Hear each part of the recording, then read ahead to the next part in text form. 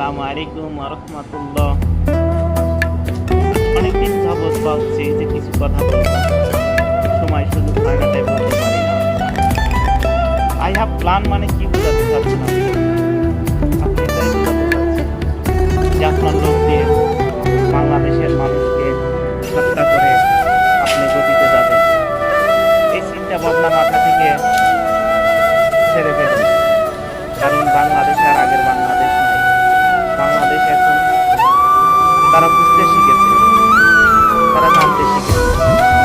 তাই নতুন করে আঘাত প্রাণ বলে মানুষকে ধোঁকা দেওয়ার কোনো ভাববেন ভুলে যান। বাংলার মানুষ আর সরকার শিক্ষা দেওয়ার বাংলার দেশের সরকার আমিও দেখতে চাই না। আই হ্যাভ প্ল্যান মানে আপনি মানুষ হত্যা করেন। আই হ্যাভ প্ল্যান মানে আপনার লোকজনকে দিয়ে মানুষ হত্যার প্রিপারেশন নেন।